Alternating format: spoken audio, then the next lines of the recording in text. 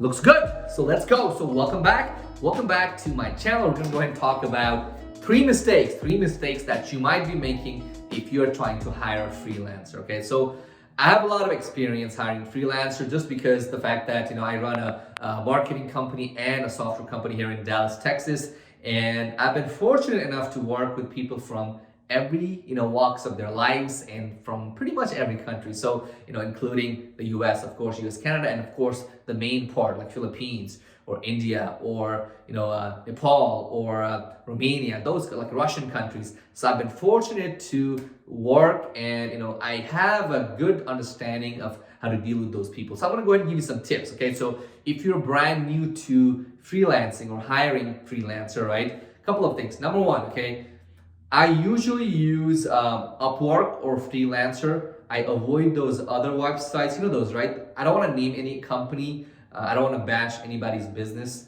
I get it, right? So there are those certain companies that tell you, hey, we're going to give you the A-rated best people, okay?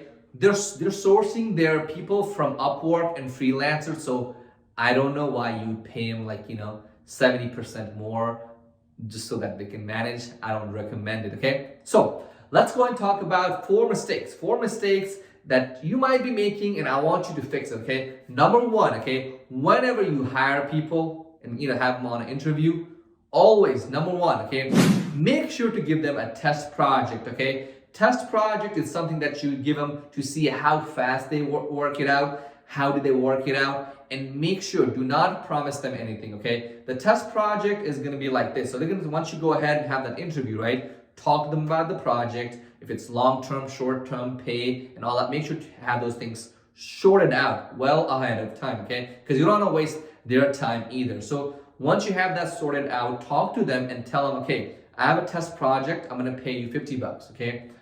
This is just so that I'm paying you. This is just so that I'm paying you. Just as long as you get back to me with this test project, I'm gonna give you $50 for just trying it out. Okay, do that. Okay, it's just morally good to pay people. On that test project, give them something easy that they can finish in a couple of hours or a day, and then see how they code. For example, are they doing their spaces correctly? Are they, using the correct methods? Are they organizing it correctly? Okay. The biggest thing that I look for is that how easy did they make it so that somebody else can jump on the project, can take a look at the comments or take a look at the project files and can figure it out. Because thing is, when you're hiring freelancer, they're not your permanent worker, usually not, right? And then you might have to sell that project or get somebody else on it. At that time, you want to make sure that somebody else can come in and take care of that project. So number one, okay, make sure to give them a test project. Okay, that was number one. Number two, a lot of people are doing this, okay? Do not give them access to the full entire project ever. Don't ever do that, okay? That was number two. Because for the obvious reasons, you don't want to, because you don't know them. And the thing is, if they live in India, you cannot, okay, you're like, oh, they signed an NDA, I can sue them. NDA and all those bullshit, contracts are only as good as how can you enforce them. Can you enforce them in India? You cannot. Trust me, okay? Trust me, I'm coming from the other side and telling you. Wink, wink, you get the idea, right? Wow, it does make a big difference. So that was number two. So do not give them access to the entire project, okay? Number three, okay? Keep in mind, you have to negotiate, okay? They know the deal, they know how to play it, okay? Make sure to negotiate to a price where you're comfortable, but make sure not to lowball them, okay? For example, okay, let me give you an example. So programmers here in the US, you pay them about 80, 90 bucks an hour, usually about 100 bucks usually, right? At a big firm. Now, of course, you're trying to avoid that cost, but don't lowball them into like $5, right? So in my opinion, if they have experience, about 25, 35, 45 is good. If they're starting out, they have to do a lot of Googling. So here's the thing, okay?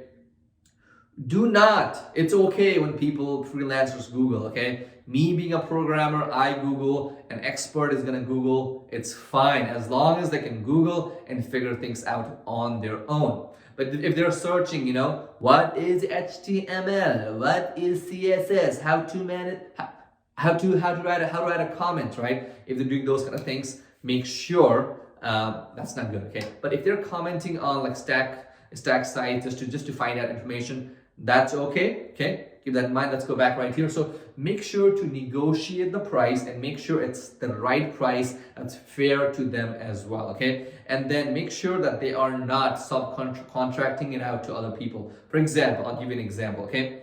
A lot of people on those freelancing sites, what they do is they take up like a bunch of products, a bunch of contracts, right? Because they know how to talk. For example, I'm one of those guys. I'll take a project and I'll contract it out to somebody, which is okay, which is fine, because the responsibility is on me, right? But sometimes you need to make sure you know if the job is being subcontracted or they make sure to figure that out with them, okay? Now, last but not least is before you hire somebody, make sure to say, hey, can I talk to two of your old customers or two of the people that you worked with? So that way you have an idea why did they get fired. Even if they lie to you, right? You'll have an idea if you know how was it, or are they referring you to like their friends, best friends? You never know, right? Do that and make sure to research them online. Make sure to look up their names, okay? And before you hire, make sure to get their IDs and things like that before you actually send out the first payment. Now you know how to, hire a better freelancer. If you enjoyed this content, make sure to like, subscribe, and share this video with your friends. Thank you so much.